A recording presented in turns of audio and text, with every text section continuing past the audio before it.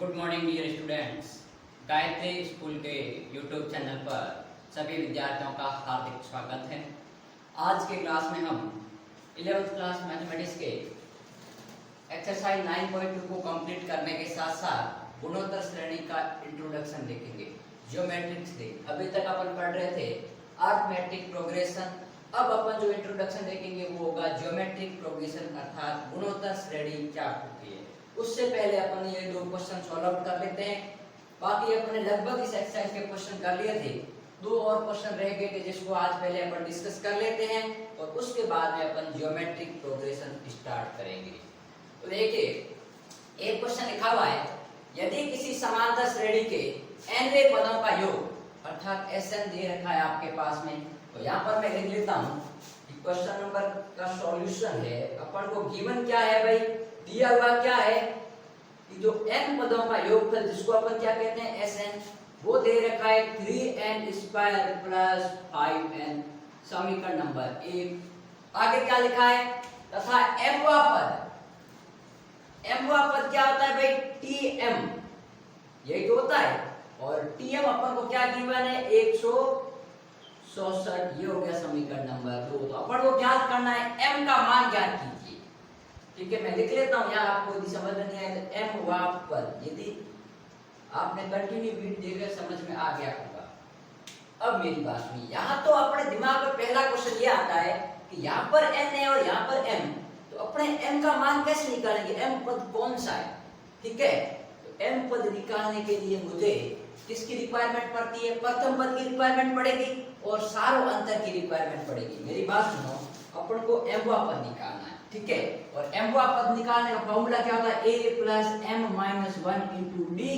मुझे किस किस की रिक्वायरमेंट है, m वा पद निकालना है, एक तो मुझे रिक्वायरमेंट है a की, और सॉरी m वा पद आपको दे रखा है, m का मान निकालना है। तो ये इसका मान दे रखा है 167, तो m का मान निकालना है। तो अपने पास में क्या होना चाहिए, एक तो प्रथम पद होना चाहिए, एक सारो अंतर होना जरूरी है, तभी तो अपन m का मान निकालेंगे। क्योंकि भाई m वा पद ये गिवन है, तो अपने पास ये भी अननोन है, ये भी अननोन है, ये भी अननोन है। जब अपने पास एक ही अननोन होगा तब अपन उसकी वैल्यू निकाल सकते हैं। तो मेरे को पहले सार्वंतर और प्रथम पद का पता लगाना है, और वो मैं किसकी सहायता से लगाऊंगा, समीकरण 1 की सहायता से, क्योंकि इसकी सहायता से अपन निकाल नहीं सकते। ठीक है, तो ये कॉन्सेप्ट दिमाग में रखो कि पहले तो देखो कि ज्ञात क्या करना है, कि m वा पद दे रखा है, m वा पद ये होता है, तो m का मान ज्ञात करना है, और m का मान ज्ञात करने के लिए मुझे a का भी मान चाहिए और d का भी चाहिए। ठीक है, तो देखिए कैसे करते हैं। मेरी बात सुनो, n पदों का योगफल ये, ठीक है, तो मैं यदि समीकरण 1 में n का मान 1 पुट कर देता हूं, पुट n बराबर 1 इन फर्स्ट, इंप्लाइज दैट क्या आ गया भाई आपके पास में s1, और s1 का मान आ जाएगा आपके पास में 3 इंटू 1 का स्क्वायर प्लस 5 इंटू 1 बराबर आपके पास में 8। अब मेरी बात सुनो, यदि कोई समांतर श्रेणी है, उसके प्रथम पद का योगफल, जैसे मान लीजिए आपके पास में 2 4 6 8, ये कोई समांतर श्रेणी है और इसका m वा पद 167 है, मान लीजिए ये इसका क्या है, प्रथम पद है कि नहीं, t1 या स्मॉल अपन a1 कहते थे। और मैं यदि इस श्रेणी का कह दिया जाए कि प्रथम पद का योगफल ज्ञात करो, तो भाई प्रथम पद का योगफल का मतलब क्या है, प्रथम पद के बराबर तो आएगा। तो हमेशा ध्यान रखना, प्रथम पद का योगफल और प्रथम पद हमेशा बराबर होते हैं, क्योंकि अपन को योगफल ज्ञात करना है और एक ही पद है तो उसका योगफल भी वही आएगा। ठीक है, तो एक बात क्या ध्यान रखनी है कि प्रथम पद और प्रथम पद का योगफल हमेशा बराबर होता है। ठीक है, तो यहाँ पर ये प्रथम पद का योग है, तो इंप्लाइज दैट, इसको मैं लिख सकता हूँ कि जो t1 का मान आया है वो आपके पास में s1 के बराबर है, और वो कितना आ गया 8। इसको मैं समीकरण दे देता हूँ 3। अब देखिए, यदि मैं n का मान 2 पुट करता हूँ, पुट n बराबर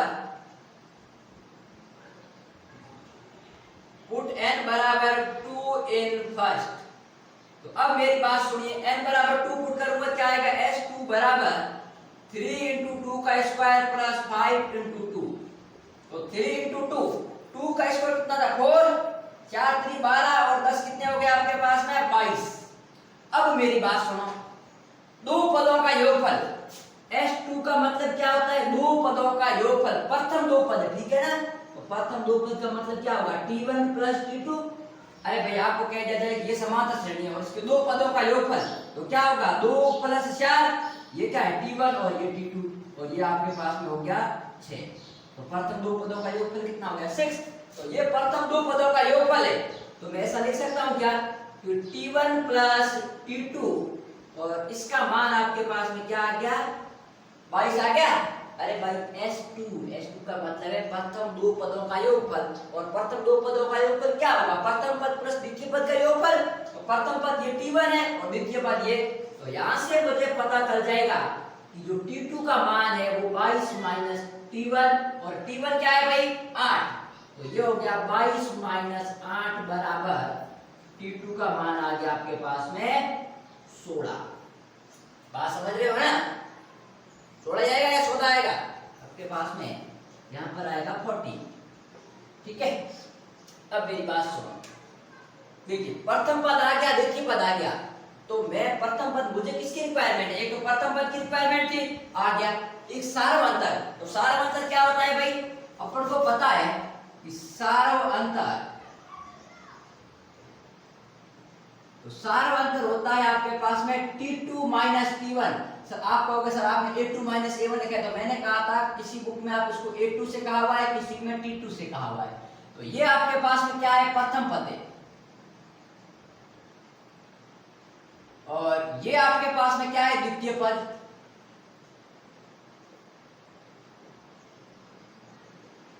तो सारव अंतर क्या हो जाएगा 14 माइनस 8 बराबर 6 आ रहा है।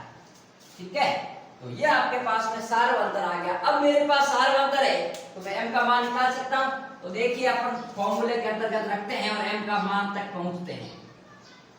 अब देखिए चूंकि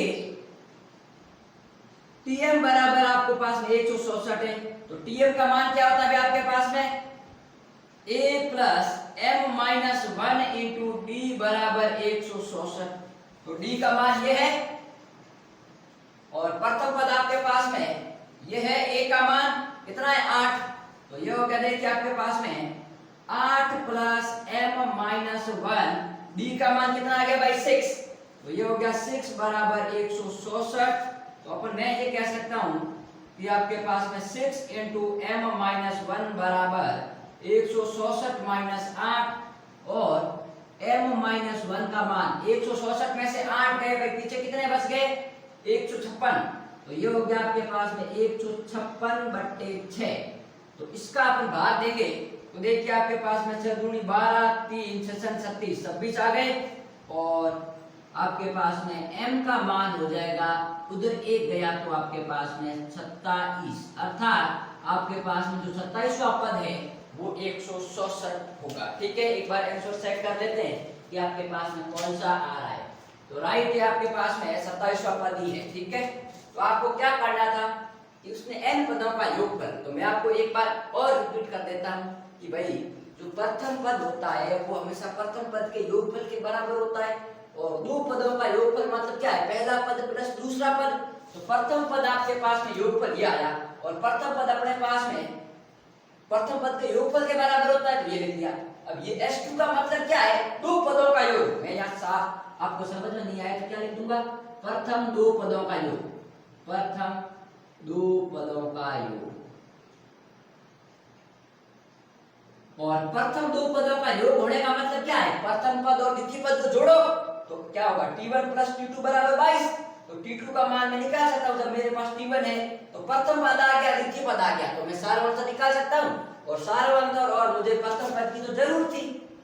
ठीक है, तो इस प्रकार क्वेश्चन को समझ के करना, जिससे आपके पास में क्वेश्चन को गलत करने के चांस 0% है। अब मैं क्वेश्चन करता हूं क्वेश्चन नंबर 10। तो पहले आप वीडियो को पॉज करके इसको नोट डाउन कर लो, फिर अपन बात करते हैं आगे।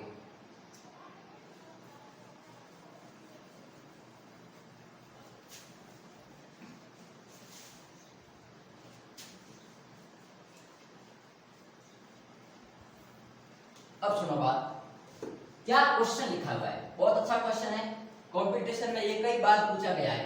किसी समांतर श्रेणी एपी मतलब समांतर श्रेणी के प्रथम p पदों का योग प्रथम q पदों के योग के बराबर है। उसने कहा है कि फर्स्ट p टर्म्स और फर्स्ट q टर्म्स का जो सम है वो दोनों बराबर है। तो ऐसा आपके पास में कब बराबर हो सकता है, या तो p का मान q के बराबर होगा तभी तो बराबर हो सकता है, और या फिर आपके पास में उसकी जो सीक्वेंस है वो सब जीरो के टर्म्स में चल रही हो, तभी तो उसके प्रथम p पदों का योगफल और प्रथम q पदों का योगफल बराबर होगा, क्योंकि जीरो में अपन चाहे कितना ही घटाएंगे या बढ़ाएंगे आपके पास में, तो ये आपके पास में आएगा। तो उस केस में या तो p प्लस q पदों का योगफल भी जीरो होगा, और नहीं तो आपके पास में p और q दोनों एक ही संख्या होगी। ठीक है, तो अब क्वेश्चन को कैसे हैंडल करते हैं, तो देखिए क्वेश्चन नंबर 10 है, मैंने कहा है कि प्रथम p पदों का योगफल, प्रथम p पदों का योगफल, तो प्रथम p पदों का योगफल क्या होता है भाई,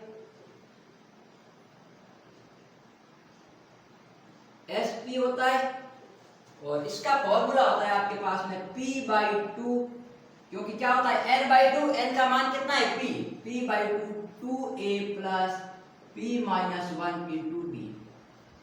ठीक है, समीकरण 1। सेकंड उसने कहा है प्रथम q पदों का योग, प्रथम q पदों का योग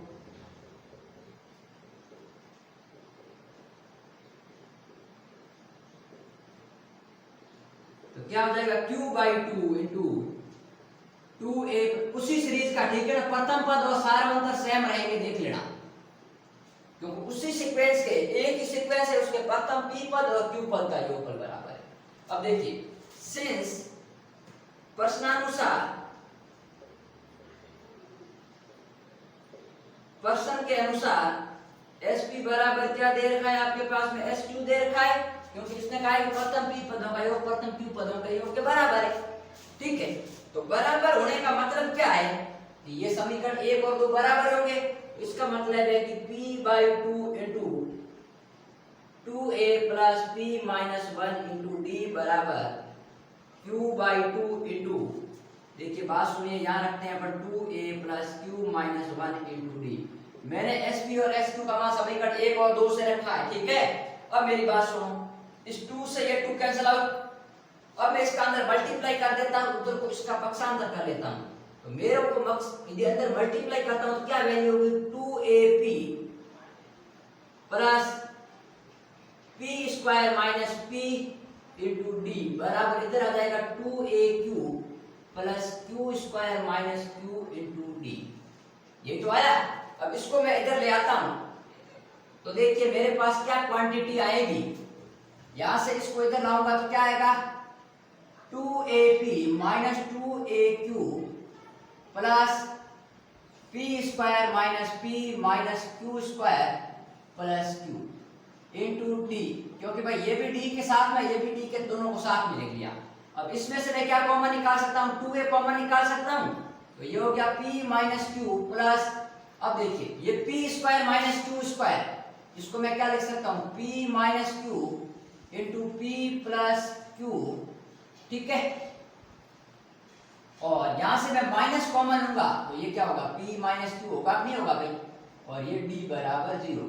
भाई मैंने इसको इसके साथ लिया था, दोनों पद के रूप में लिख दिया वेक्टर के, और इसमें से माइनस कॉमन लिया तो p minus q into d। अब p माइनस q सब में है, तो मैं क्या कर सकता हूँ p माइनस q बाहर निकाल दूं, तो p माइनस q का अपन भाग दे देते हैं।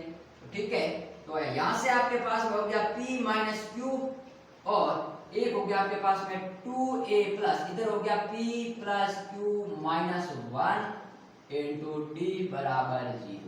तो या तो आपके पास में ऐसा हो सकता है आइदर p माइनस q बराबर 0, तो मैंने क्या कहा था कि या तो ये केस होगा कि p पदों का योग है वो q पदों के योग के बराबर कब होगा, जब p का मान q के बराबर, या तो क्या होगा p का मान q के बराबर हो, और आपके पास हो सकता है 2a plus p plus q minus 1 into d का मान 0। ठीक है, मैं इसको एक बार समीकरण नंबर दे देता हूँ 3, और इसको एक बार दे देता हूँ समीकरण नंबर 4। अब अपन को आगे किसकी जरूरत पड़ रही है उसके अनुसार अपन इसका यूज करेंगे, या तो 4 का यूज करेंगे या 3 का।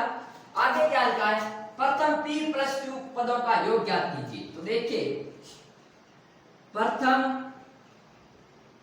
p प्लस q पदों का योग,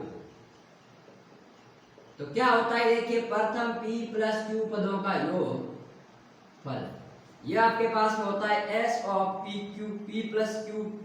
तो देखिए मेरी बात सुनिए, ये हो जाएगा p plus Q by 2 into 2a plus p plus Q minus 1 into D. अब मेरी बात सुनो, क्योंकि भाई उसी श्रेणी का अपन को प्रथम पद क्या p प्लस क्यू पद का योग निकालना है, तो प्रथम पद वही रहेगा, सारा मतलब वही रहेगा, और पद कितना है p प्लस क्यू। तो अब मेरी बात सुनिए, अपने कौन सा यूज आ रहा है, p माइनस क्यू तो भाई है नहीं, लेकिन इसको यदि मैं अंदर वाले टर्म को देखता हूं तो ये सम टर्म है 2a plus p plus q minus 1d बराबर 0। तो मैं समीकरण 3 का प्रयोग करने पर, समीकरण 3 का प्रयोग करने पर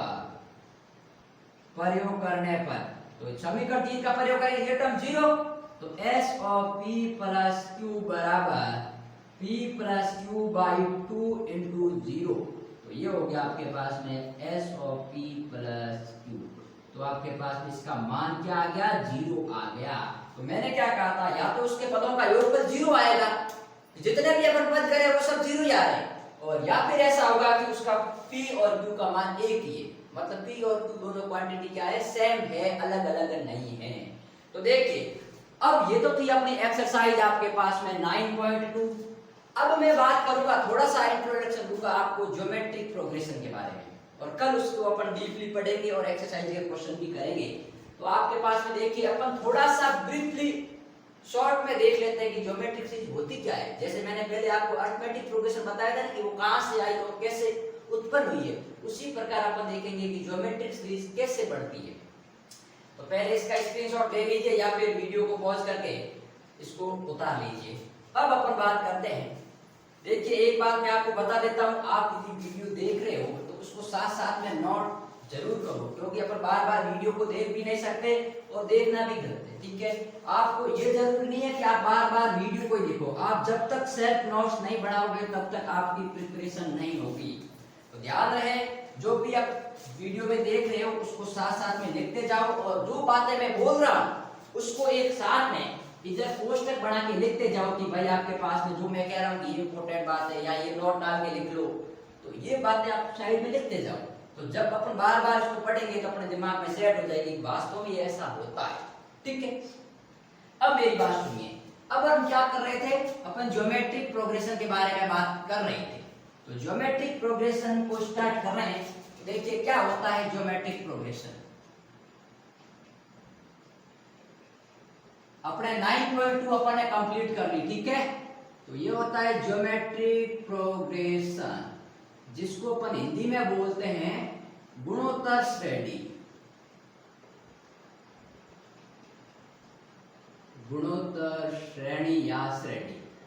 अब मेरी बात सुनिए, गुणोत्तर का मतलब क्या है, पिछली बार तो था समांतर, नाम क्या था, जैसे नाम से पता चलता है, इसका मतलब क्या है, समांतर, मतलब अंतर समान है दो पदों के बीच में। देखना क्या क्या लिखा हुआ है, समांतर। देखिए मैंने अरिथमेटिक में बताया था कि नाम क्या है उसका, समांतर। हिंदी देखिए नाम बड़े देख के रखते हैं, ठीक है ना। तो समांतर का मतलब क्या है, 2 4 6 8, मतलब मैं 8 में से 6 को घटाऊं, या 6 में से 4 को घटाऊं, या 2 में से 4 को घटाऊं, सॉरी 4 में से 2 को घटाऊं, बात वही आएगी।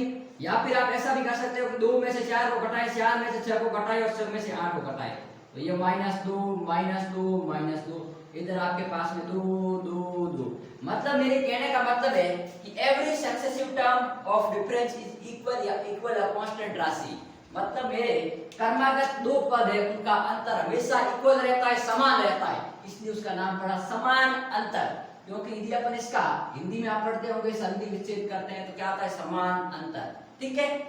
उसी प्रकार यहाँ क्या लिखा हुआ, गुणोत्तर, मतलब जो क्रमागत पद आ रहे हैं उसमें किसी एक कांस्टेंट संख्या का गुणा हो रहा है, ठीक है। क्या कह रहा हूं कि जो एक एवरी सक्सेसिव टर्म, मतलब जो प्रत्येक क्रमागत पद आ रहे हैं उसमें कोई एक कांस्टेंट संख्या का गुणा हो रहा है, मल्टीप्लाई हो रहा है। गुणोत्तर, उत्तरोत्तर का मतलब क्या है, प्रत्येक अगले वाले टर्म में जो आपके पास पहला टर्म है उसका एक साथ में जो मल्टीप्लाई का हो रहा है उसी का अगले टर्म में, उसी का अगले टर्म में, ठीक है। तो जो प्रत्येक क्रमागत पद होगा उसमें एक कोई एक कांस्टेंट क्वांटिटी का मल्टीप्लाई होगा, ठीक है। तो देखिए कैसे, मान लीजिए मैं ऐसा करता हूं, उसको साफ कर लेता हूं। मैंने लिख लिया एक, मान लीजिए 2। तो अब देखिए मैंने क्या कहा, एवरी सक्सेसिव टर्म, प्रत्येक क्रमागत पद है उसमें एक कोई कांस्टेंट संख्या का गुणा होगा। अब कांस्टेंट संख्या का गुणा होने का मतलब क्या है? कांस्टेंट संख्या में 1 भी आता है भाई, 2 भी आता है, 3 भी आता है, तो मैं 2 से ही मल्टीप्लाई करता हूं तो 2 दूनी कितना होगा 4।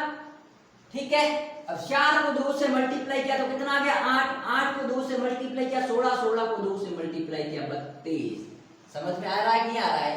मैंने क्या कहा कि average successive term is multiply a non zero constant bye previous term, कि जो प्रत्येक क्रमागत पद है वो पिछले टर्म में एक कोई कांस्टेंट संख्या का गुणा करने पर प्राप्त हो रहा है। तो मेरी बात सुनो, पहली संख्या क्या है 2 है, तो मैं इसको 2 से मल्टीप्लाई कर देता हूं। ये इसका क्या है 4 से 2 को मल्टीप्लाई, इसको 8 को 2 से मल्टीप्लाई, और इसका क्या है 16 को 2 से मल्टीप्लाई। मतलब ये सब राशि आपके पास में वही तो है। 2 आपके पास में क्या आ गया नॉन जीरो कांस्टेंट आ गया, जिसको मैंने लास्ट प्रीवियस टर्म में उसी संख्या का गुणा करने पर प्राप्त हो रही है। तो ये इस प्रकार की जो सीरीज होती है इसको अपन बोलते हैं जीपी या ज्योमेट्रिक प्रोग्रेशन। जीपी मतलब ज्योमेट्रिक प्रोग्रेशन। ठीक है, अब देखिए पहले तो बात सुनो, उसमें अपन क्या कहते थे कि प्रत्येक क्रमागत पद का अंतर इक्वल रहता है, इसलिए अपन ने जो अंतर आ रहा था उसको मैंने कहा था सार अंतर, अर्थात मैं सेकंड टर्म्स में। इसमें ध्यान रखना अंतर समान नहीं है, क्योंकि मैं 4 में से 2 को घटाऊंगा तो 2 रहेगा, 8 में से 4 को घटाऊंगा तो 4 रहेगा, और 16 में से 8 को घटाऊंगा तो 8 रहेगा। मतलब जस्ट प्रीवियस टर्म वापस आ रहा है, और 32 में से 16 घटाऊंगा तो 16 आ रहा है। मतलब अपन जिस टर्म को घटा रहे हैं वही टर्म आ रहा है, क्योंकि इसमें मैंने 2 घटाया तो 2 आ रहा है, इसमें 4 घटाया तो 4 आ रहा है, 8 घटाया तो 8 आ रहा है, 16 घटाया तो 16 आ रहा है। ठीक है, तो अंतर समान नहीं है, इसलिए अपन इसमें सार अंतर तो लगा नहीं सकते। उसमें तो अपन ने सार अंतर निकाल लिया था, लेकिन इसमें अंतर समान नहीं है। तो समान क्या है वो देखते हैं अपन। तो देखिए मैं एक नया तरीका देखता हूँ कि मैंने क्या किया, गुणाई तो किया है, तो मैं ऐसा कर सकता हूँ क्या कि दूसरे पद में भाग दूं पहले पद का, तो 4/2 बराबर 2। बात सुनना, 4/2 बराबर 2। थर्ड पद में मैं भाग देता हूं 8/4 बराबर 2, 16/8 बराबर 2, 32/16 बराबर 2। सब में आपके पास में इक्वल आ रहा है, आ रहा है नहीं आ रहा है? प्रत्येक में अगले टर्म में मैं प्रीवियस टर्म का भाग देने पर वो जो राशि आ रही है वो कांस्टेंट आ रही है, क्योंकि आपके पास में एक कांस्टेंट संख्या का तो मैंने मल्टीप्लाई किया है। ठीक है, क्योंकि मैंने इस टर्म में 2 का मल्टीप्लाई किया तब ये आ रहा है, इस टर्म में 2 का मल्टीप्लाई किया तब ये आ रहा है। तो मैं प्रत्येक लास्ट संख्या में पहली संख्या का भाग दूंगा तो वही संख्या आएगी जिस संख्या का मल्टीप्लाई किया है। तो ये, तो इसको अपन क्या बोलेंगे, कॉमन रेशियो बोलेंगे। क्या बोलेंगे? सार अनुपात, क्योंकि उसमें तो अंतर था, बीच में माइनस था, इसलिए अपन कह रहे थे सार अंतर, कॉमन डिफरेंस। यहाँ में क्या है, अनुपात है, बट्टा आ रहा है, भाग आ रहा है। भाग को अपन क्या बोलते हैं, रेशियो बोलते हैं, अनुपात बोलते हैं। 4:2, 8:4, तो इसको क्या बोलेंगे, कॉमन डिफरेंस। क्या बोलेंगे बेटा, कॉमन डिफरेंस। तो देखिए प्रत्येक जो सक्सेसिव टर्म है कॉमन रेशियो, इसको हिंदी में बोलते हैं सार अनुपात। ठीक है, और सार अनुपात का फॉर्मूला क्या होता है भाई, सार अनुपात, और इसको किससे रिप्रेजेंट करते हैं, स्मॉल लेटर आर से। ठीक है, हमेशा ध्यान रखना स्मॉल आर से रिप्रेजेंट करते हैं। और आर का मान क्या होता है, सेकंड टर्म से फर्स्ट घटा रहे, थर्ड में से सेकंड घटा भाग दे रहे हैं, और फोर्थ में से थर्ड का, तो क्या मैं लिख सकता हूं ऐसा, a of n + 1 upon a of n। मतलब जो अगले टर्म में से प्रीवियस टर्म को घटा रहे हैं, और इसी को बोलते हैं अपन कॉमन रेशियो। तो गुणोत्तर श्रेणी में कॉमन डिफरेंस की जगह क्या नया टर्म आ गया, कॉमन रेशियो, सार अनुपात। तो कोई भी सीक्वेंस ज्योमेट्रिक प्रोग्रेशन कब कहलाएगी, जब उसका कॉमन रेशियो इक्वल हो, अर्थात मैं सेकंड टर्म में फर्स्ट का भाग देता हूं तो वही संख्या आएगी जो कि मैं थर्ड में सेकंड का भाग दूं, या फिर फोर्थ में थर्ड का भाग दूं, या फिर इसमें इसका भाग दूं, या फिर इसके सक्सेसिव टर्म में भाग दूं। तो ये बात आपके दिमाग में फिट हो गई नहीं हो गई कि इसमें नया क्या आ रहा है। उसमें तो एक कोई कांस्टेंट संख्या का एडिशन या सब्ट्रैक्शन हो रहा था, इसमें कोई ये कांस्टेंट संख्या का मल्टीप्लाई हो रहा है, और उसमें अपन कॉमन डिफरेंस ले रहे थे, इसमें अपन कॉमन रेशियो लेंगे। ठीक है, अब मेरी बात सुनो कि ज्योमेट्रिक प्रोग्रेशन होती है वो भी फाइनाइट और इनफाइनाइट दोनों होती है। तो देखिए फाइनाइट जीपी क्या हो सकती है, फाइनाइट गुणोत्तर श्रेणी। तो जैसे मैंने अभी ये लिखा आपको कि आपके पास में 2 4 8 16 32, ये तो है क्या है, फाइनाइट है। अब इनफाइनाइट की बात करता हूं तो इनफाइनाइट में क्या आ सकता है, इनफाइनाइट जीपी। तो इनफाइनाइट जीपी में आपके पास में आएगा 2 4 8 16 32 66 और ये चलता रहेगा और आपके पास में तो इसको बोलेंगे इनफाइनाइट जीपी। ठीक है, तो ये जो था आपके पास में गुणोत्तर श्रेणी क्या होती है, तो मैं क्या कहता हूं, it's a sequence every successive term is obtained by a constant term of multiply. मतलब ये एक श्रेणी होती है जिसमें प्रत्येक पद है वो एक पिछले टर्म में एक कोई कांस्टेंट संख्या का गुणा करने पर प्राप्त होता है। तो ये तो था गुणोत्तर श्रेणी का आपके पास में इंट्रोडक्शन। अब मैं आपको नेक्स्ट क्लास में गुणोत्तर श्रेणी का व्यापक पद nवां पद कैसे निकालते हैं, ठीक है, और उसके n पदों का योगफल क्या होता है, गुणोत्तर श्रेणी और समांतर श्रेणी में रिलेशन क्या होता है, उन सब के ऊपर अपन बात करेंगे। ठीक है, तो ये आपके पास में शायद लेक्चर नंबर आपके मेरे ख्याल से 10 होगा। ठीक है, तो आगे अपन बात करेंगे इसके ऊपर।